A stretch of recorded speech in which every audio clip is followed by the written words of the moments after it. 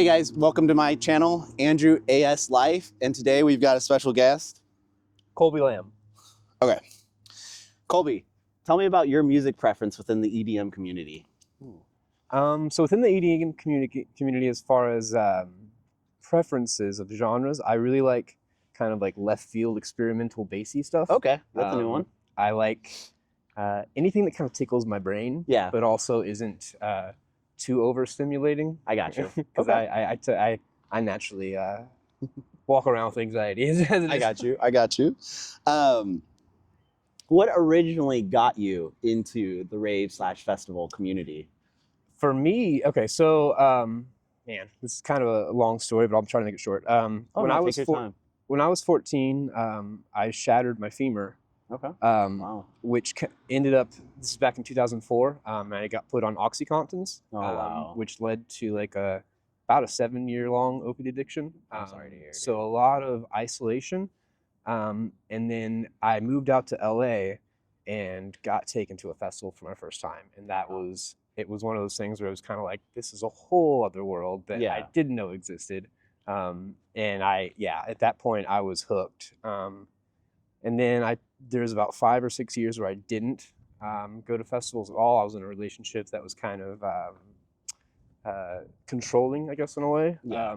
And then just recently, about 6 years ago, I got back into the scene of festivals, and that's when I got into the positions I am now. Okay, cool. Colby, what is your favorite thing about the EDM scene / community, whether it's at rave or festival? To me, it's the camaraderie. It sounds corny, but I feel like that's what keeps me going and has gotten me to be involved in working in it. Is the it's the sense of community, the feeling like I can go there and feel like I belong somewhere, and not have to. I mean, we spoke about this a little bit earlier before off camera. I don't know if you want to. Yeah, no, you're totally fine.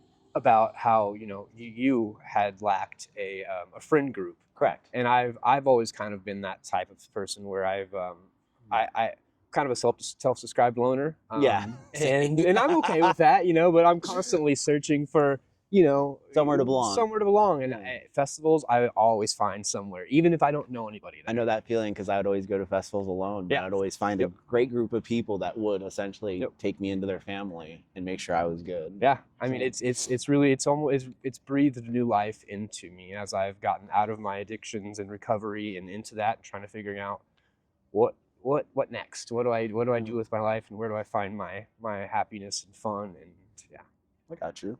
What would be the best piece of advice for newbies / newcomers for the EDM scene / festival community? Definitely take care of your body. At 30, I'm 35, and I will say years of dancing alone. I mean, you can remove the other stuff. But stretch every damn day. Just saying that now. But no, I think a big important part is to try to remain objective in your views of the scene you're in. It's very easy to get caught up in the cliques. Yeah. And which there are plenty of them, and and that's okay. I mean, there are cliques everywhere, but just be mindful of the people you're hanging around, and try to enjoy yourself. And I guess the biggest thing is always show compassion. Absolutely. Because that's something that is it just spreads. Absolutely. Colby, what is one thing you would like to see added to either the rave or festival scene? That's a good question.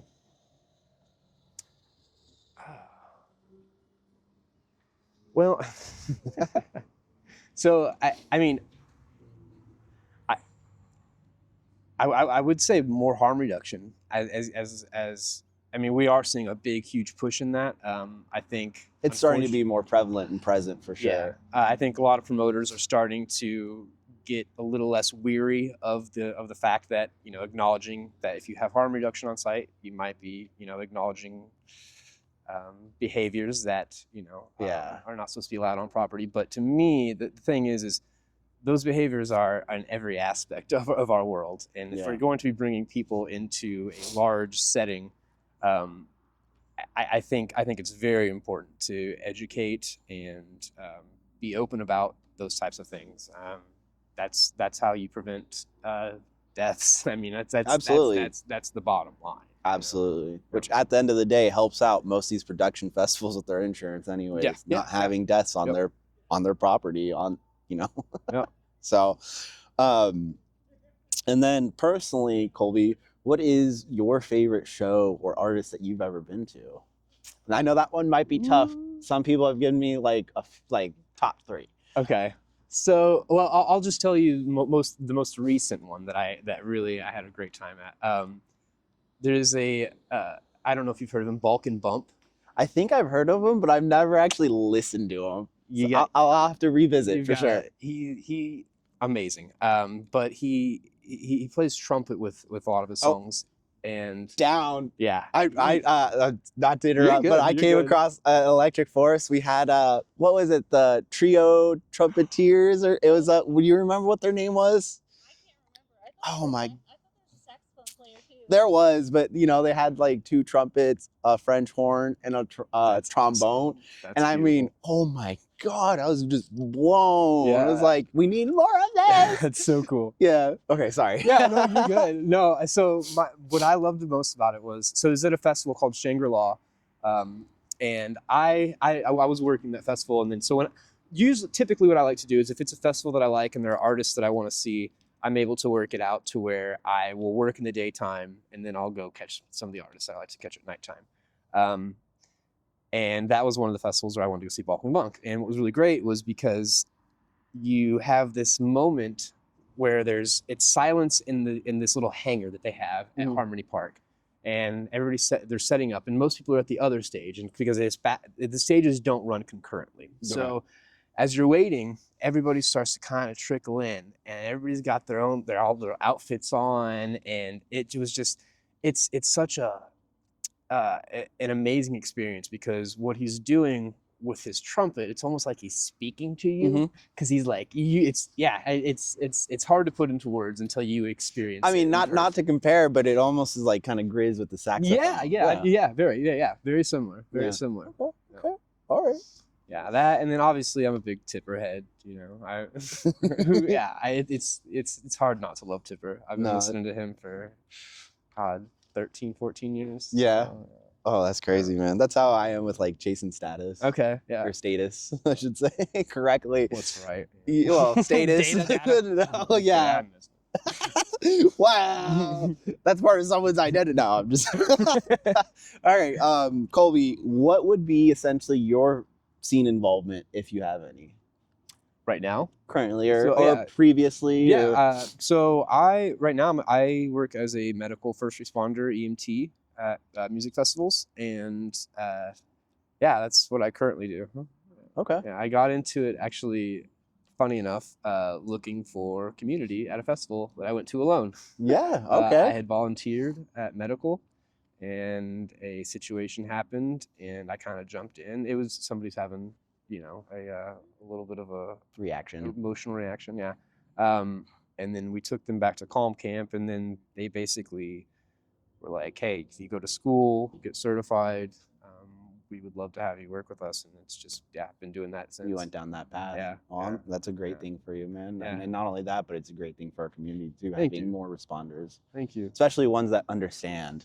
That was the big thing. Because I'm sure you know Dale, Mhm. but with the Psychedelic Society of Kansas City, he's also an EMT responder at festivals, and that's actually why he became one. Yeah. But that's one of his main focuses is the differentiating the difference between like the needs for EMTs versus like I can't remember what the official term is, the triage support. Yes. Yep. So definitely having an EMT or someone more versed in drugs and Mhm. psychedelics and responses at least helps bridge some of that if there is a lack of that triage. 100%, especially because we're all wearing uniforms. Yeah. And, you know, I understand that it can be a little intimidating when you're. Oh, absolutely.